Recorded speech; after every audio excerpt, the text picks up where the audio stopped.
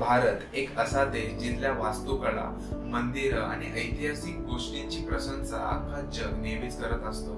जसे की राजस्थान मधील काही किल्ले, राजवाडे, केरळमध्ये उंच मंदिरं जे आपल्याला आकर्षित करतात आणि कर्नाटक मधल्या मंदिरांवरती असणारे काही कोरीव काम.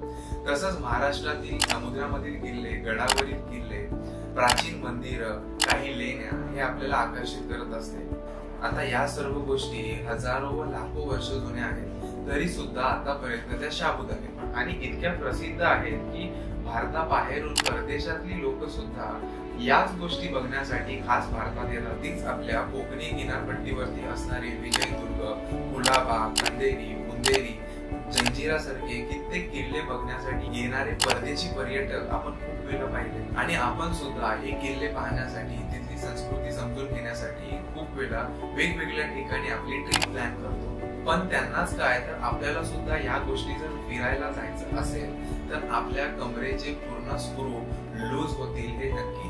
आता त्याचं कारण काय, तर त्याचं कारण म्हणजे महाराष्ट्रातील अतिशय सुंदर रस्ते. नमस्कार, मी विराज भगत, रोमोटॉक्स मध्ये तुम्हा सर्वांचं स्वागत आहे. परदेशात बनवले गेलेले रस्ते हे पूर्णपणे इंजिनियर्सनी बनवलेले असतात, जे वर्षोनवर्ष त्याच क्वालिटी मध्ये आपल्याला बघायला मिळतात आणि तीच गोष्ट त्यांच्यासाठी खूप इम्पॉर्टंट आहे, ते म्हणजे कनेक्टिव्हिटी. तीच गोष्ट जर आपल्या भारतात आपण बघितली तर महाराष्ट्र सोडून जे इतर राज्य आहेत त्यांच्यातले जे रस्ते आहेत ते जवळपास 3 ते 4 वर्ष आरामात चालतात. पण महाराष्ट्रातले जे रस्ते आहेत ते उन्हाळ्यात बनतात आणि उन्हाळ्यातच खराब होतात. आता याचं नक्की कारण काय ते आपण जाणून घेऊया. आता एक उदाहरण घेतलं तर मुंबई पासून अलिबागचा अंतर हा जवळपास 3 तासाचा आहे, पण तोच अंतर खड्ड्यांमुळे 4 तासाचा होतो. आता फिरायला निघालेली पब्लिक हे विचार करून निघते की आपण या टाइम मध्ये इथे पोहोचणार, पण त्यांचा पूर्ण टाइम हा खड्ड्यांमध्ये उड्या मारतच निघून जातो.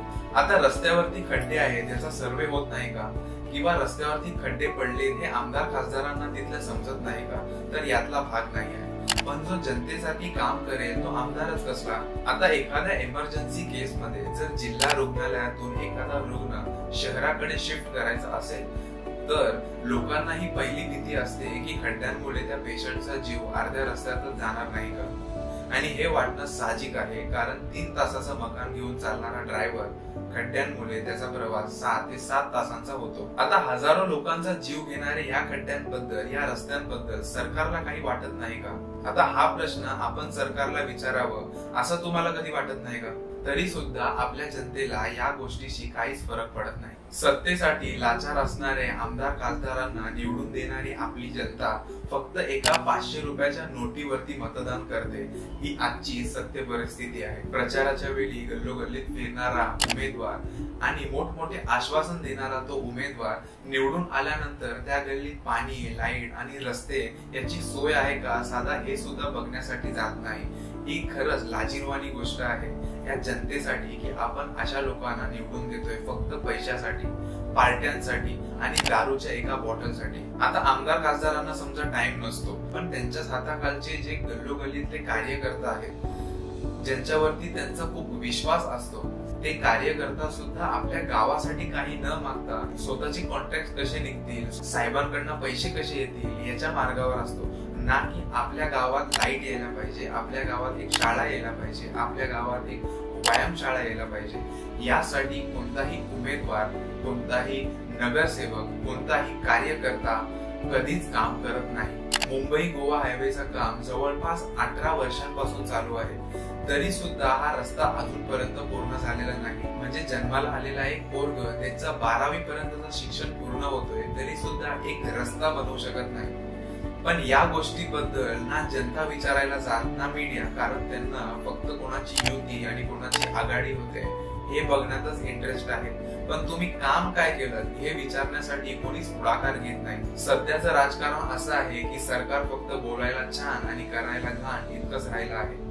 कारण मोठमोठे आश्वासन देऊन सुद्धा जर तुम्ही जनतेसाठी काही करत नसाल, आपल्या राष्ट्रासाठी काही करत नसाल, आपल्या देशासाठी काही करत नसाल, आपल्या राज्यासाठी काही करत नसाल, तर तुम्हाला आमदार खासदार म्हणून निवडून, अगदीच मुख्यमंत्री म्हणून निवडून देणे सुद्धा एक हास्यास्पद गोष्ट आहे. जर तुम्हाला कारभार फक्त पैशांचा समजत असेल आणि कामाचा समजत नसेल, तर खरंच आमदार खासदार आणि मुख्यमंत्री हे माझ्या मते तरी शिक्षणाच्या जोरावरती निवडून यायला पाहिजे.